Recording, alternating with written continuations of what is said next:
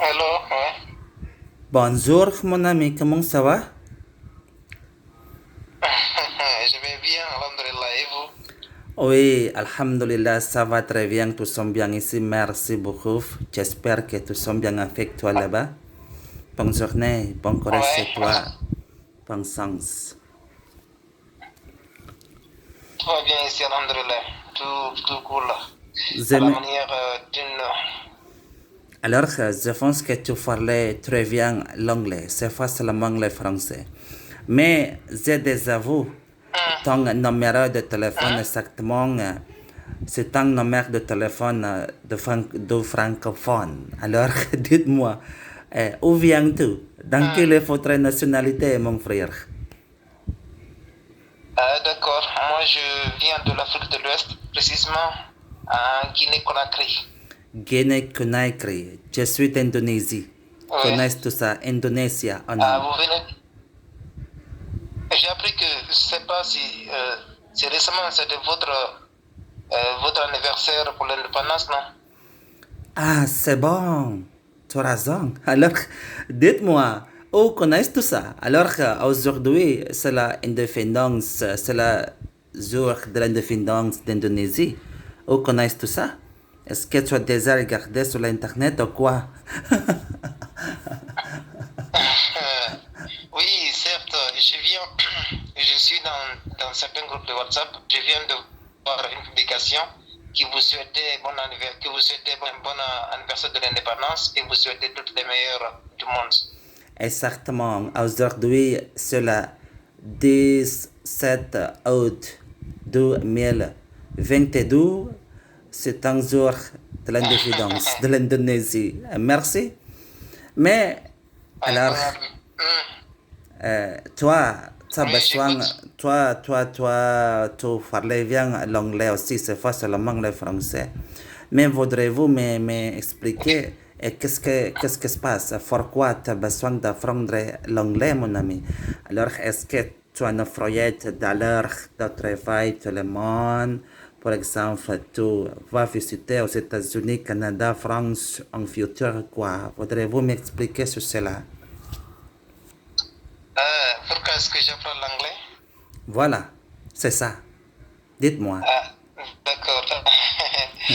Et, j'apprends parce que l'anglais c'est une langue vraiment très importante au monde. Hmm, Et je pense que c'est la deuxième langue la plus parlée au monde après la langue des Chinois. Je sais hmm, pas comment on appelle ça. hmm. Et c'est très important aujourd'hui l'anglais. C'est très important. Que Alors, dans certains pays, hmm, vous ne trouverez même pas quelqu'un qui peut parler la langue française. Par exemple, si vous parlez à l'Arabie Saoudite, à la Mecque, le souci, c'est l'anglais et hmm, l'arabe. Avec ton français, tu le mettras seulement dans la hmm, poche. Tu ne hmm, pourras pas l'utiliser en fait. hmm. L'anglais, c'est vraiment une langue très importante pour moi. Et toi, Je l'aime beaucoup. combien de langues parles-tu? Est-ce que tu parlais seulement l'anglais et le français? Ou est-ce que tu parlais d'autres langues, Oui. d'autres? Comment? Non, non, non, non, à l'heure actuelle, je ne pratique que l'anglais et le français. Et même la langue française, elle est ma langue nationale. Je l'étudie à l'école depuis la première année. La langue anglaise, je, j'ai commencé à l'étudier lorsque je faisais la septième année. Mais tu sais quoi? Je parlais 9 langues étrangères. Vous parlez neuf langues? Oui, je parlais l'anglais, Waouh, l'allemand, français. magnifique. Non, toi aussi, hein? Tu es magnifique, tu es formidable. Vous l'êtes plus que moi parce que vous entendez au moins neuf langues. Moi, je n'entends que deux langues.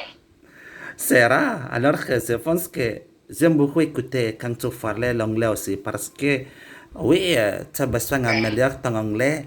Alors que, dites-moi là-bas, dans ton côté, dans ton fait, mon frère, il y a nombre de personnes, ils parlaient bien l'anglais aussi. Alors, c'est pas seulement l'anglais. Il y a d'autres langues qui sont autorisées d'apprendre dans ton fait. Par exemple, l'allemand, l'espagnol. Voudrez-vous m'expliquer sur cela? D'accord. Hmm. Vous savez, ici, puisqu'on est un pays qui a été colonisé utilisée par les Français. Voilà, bien sûr. La langue principale, la langue nationale, c'est la langue française. On utilise celle-là seulement à l'école. Et puis on ajoute maintenant l'anglais. Il n'y a pas de langue qu'on ajoute. Il n'y a pas l'allemand, il n'y a pas de portugais. Mais cependant, les gens qui sont ici et qui peuvent parler bien anglais et qui se débrouillent dans certaines langues, ce sont des gens qui se forment eux-mêmes. Des gens qui partent sur Internet, dans les groupes WhatsApp, qui téléchargent des applications, comme par exemple l'application Duolingo. Ils apprennent beaucoup de langues. Alors, Oui. alors, quand tu parles bien l'anglais, il y a beaucoup d'opportunités sur ce du travail dans ton fait. Alors, Oui. alors c'est-à-dire que l'anglais... Comment? Continuez, mon ami. Expliquez-moi, s'il vous plaît. Répétez votre question. Je n'ai pas bien entendu votre question. Répétez-la. Alors, mon question avec toi, David, quand quelques personnes qui parlent bien l'anglais exactement, c'est très facile de chercher du travail dans ton fait là-bas, ou non? C'est même, ou quoi?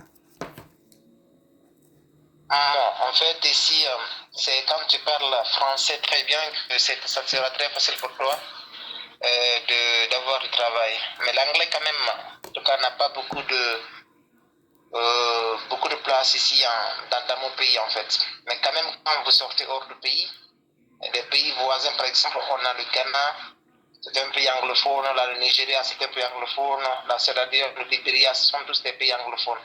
Voilà. Et dans ces pays-là, si tu ne peux pas parler anglais, c'est que ça serait très, très difficile pour toi de t'intégrer dans la société et d'avoir du travail. Voilà, bien sûr que je pense que l'Est d'Afrique anglophone, Ouest d'Afrique francophone. Mais il y a d'autres des failles en Afrique, il fallait portugais, par exemple Angola et Mozambique. C'est vrai, non? Oui, exactement. Vous connaissez un peu l'Afrique, hein? Vous connaissez un peu l'Afrique? J'ai beaucoup d'amis. Beaucoup plus que moi. Non, j'ai beaucoup d'amis en Afrique. Tous de fait, oui. Ah, d'accord. Parce que j'ai besoin de pratiquer l'anglais, le français, l'espagnol, le portugais. Pourquoi j'ai beaucoup d'amis habitent en Afrique du continent. Et toi aussi. Je pense que quand tu as besoin d'améliorer ton anglais, est-ce que tu as quelques amis de natifs ou non? Et avec qui tu parlais l'anglais tous les jours? C'est le même groupe de WhatsApp? Ou est-ce que tu as quelques amis qui parlaient l'anglais ou quoi, mon frère? En fait, dans la vie réelle, parce que ici, chez moi, je n'ai pas quelqu'un avec qui parler anglais. C'est seulement, j'ai quelques amis sur WhatsApp, on communique un peu l'anglais là-bas. Et c'est là-bas que je parle vraiment anglais. Et je lis parfois, si je suis seul, je me connecte, je lis des histoires, écrits en anglais, c'est vraiment très important. C'est là parce que comme ça que moi je pratique l'anglais. Et voilà. ce qui rend aussi plus difficile la pratique de l'anglais, puisque ici, il n'y a personne qui parle anglais. Mais je pense que... Oui, bien sûr. Mais je pense que c'est facilement écrire, c'est facilement lire quelques des articles de l'anglais. Mais c'est très important pour toi quand tu fais pratiquer peut-être anglais tous les jours. Et pourquoi je te dis de faire toi d'avoir quelques des amis du natif, c'est très important pour nous, pour améliorer notre français. Mais c'est bon. Alors que je pense que tu viens de pratiquer l'anglais avec moi aussi, car j'ai besoin de pratiquer le français en faisant notre langue. Parfois, on parlait l'anglais, parfois on parlait le français, c'est devant toi, n'est-ce pas? Mais là-bas, dans ton fait, mon ami, dites-moi, comment va la situation de l'économique? Alors, maintenant, ce moment, est-ce très facile de chercher du travail ou c'est très difficile de chercher du travail? C'est un petite crise de l'économique, non? Comment est le système économique de la Guinée? Si c'est très facile de trouver du travail ou pas? C'est cela votre question? Oui, voilà. C'est mon question avec toi. pour le système économique de l'Afrique, et surtout en particulier de la Guinée-Conakry, la Guinée-Conakry, c'est un pays très riche Très riche, en voilà. ressources naturelles, Oui, parce qu'il concourt avec l'Australie dans l'exportation de bauxite, avec ok, l'Australie. ok, Parfois, il occupe la deuxième place du pays exportateur de bauxite dans tout le monde entier. La deuxième place. d'accord. Hmm. C'est un pays vraiment très riche. Et puis avant, on l'appelait Château de l'Afrique. Oui, Parce bien qu'il y a sûr. beaucoup de rivières, beaucoup de fleuves ici dans notre pays. La rivière du Sud, on l'appelait aussi comme ça avant.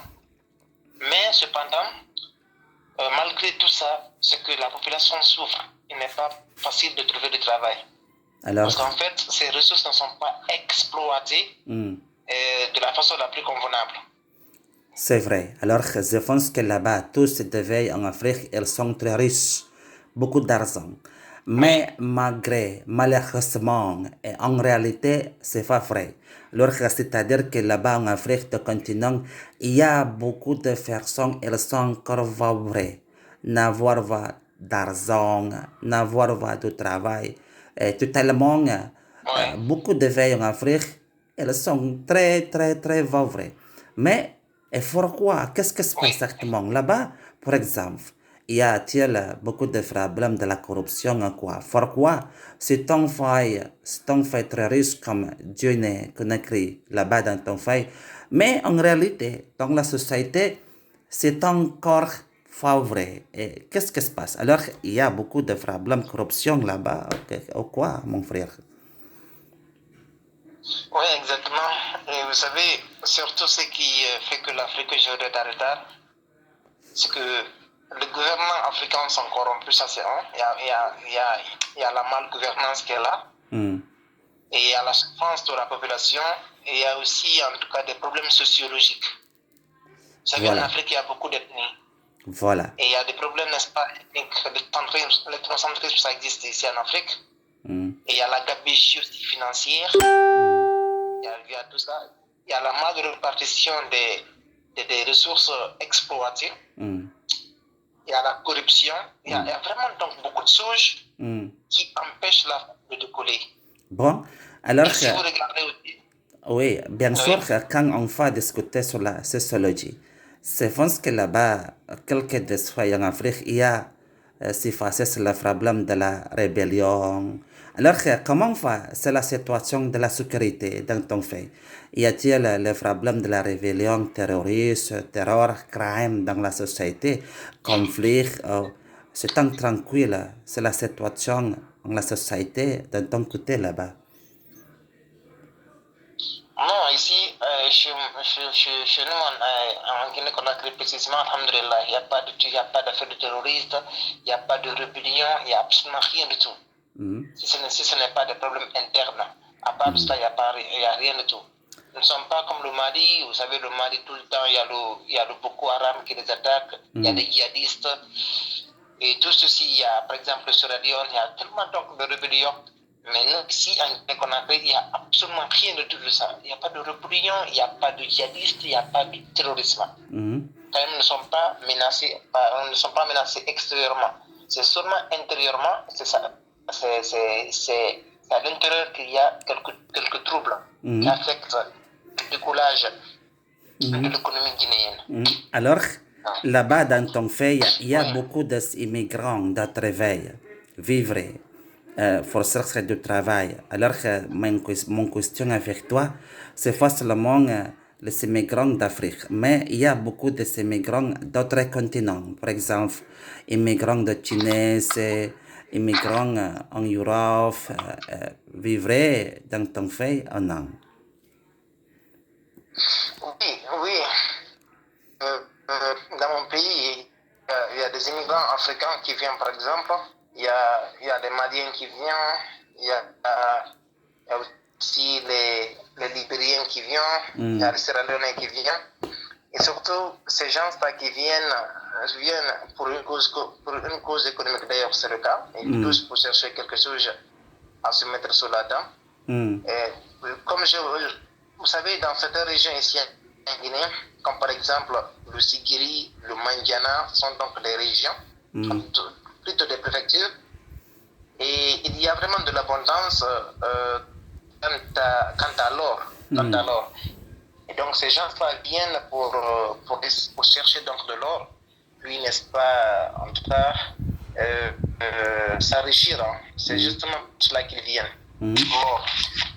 Mais là-bas, dans ton fait, mon frère, il y a beaucoup de personnes qui travaillent sur la conversion. Ah non. Oui, ok, oui, je comprends. Oui, le commerce, c'est aujourd'hui le travail. Vous savez, le secteur, plus que le secteur primaire n'avance pas, avec voilà. l'agriculture, avec l'exploitation des ressources naturelles, Oui. n'avance pas trop. Oui. Et le secteur secondaire aussi, presque aussi, ça n'existe pas. Parce qu'en fait, il n'y a pas l'industrialisation. Et tout ce qu'on consomme vient de l'extérieur. On ne produit pas nous-mêmes. Dans 100%, nous ne produisons que 10 ou 15%. Et maintenant, quelles en seront les conséquences? C'est le secteur tertiaire, le commerce, les services, banques, médecine, tout ceci, qui maintenant sera amplifié. Il y a beaucoup de commerçants en Guinée. Mais là-bas, il y a certains qui abandonnent l'école pour le commerce. Je pense que c'est pas seulement le travail sur cela, c'est la commercial. Alors, il y a d'autres du travail aussi, par exemple, l'agriculture. Dans ton foyer, qu'est-ce que c'est? C'est une grande production, produit de l'agriculture. Et qu'est-ce que c'est? C'est le grand produit de l'agriculture. Rice, maïs, café, thé. Et qu'est-ce que c'est, mon ami? Ah, d'accord. Nous, l'agriculture ici, en fait, c'est le riz. L'agriculture du riz. Après l'arachide, après vient maintenant en moindre quantité.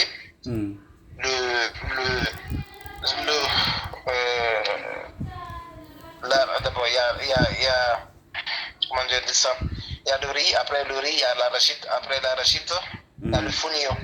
Le fonio occupe la 3e place. Mais après cela, maintenant, on a les arbres potagers qui regroupent le maïs, le manioc, le gombo.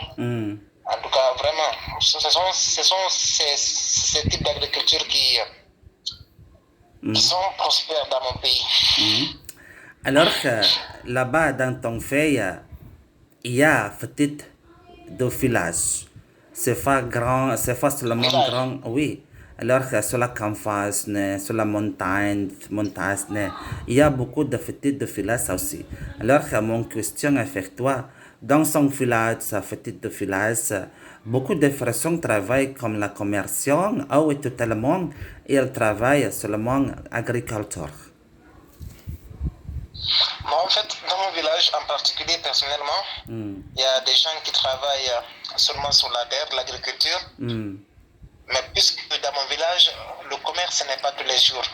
Le grand commerce, c'est le marché hebdomadaire.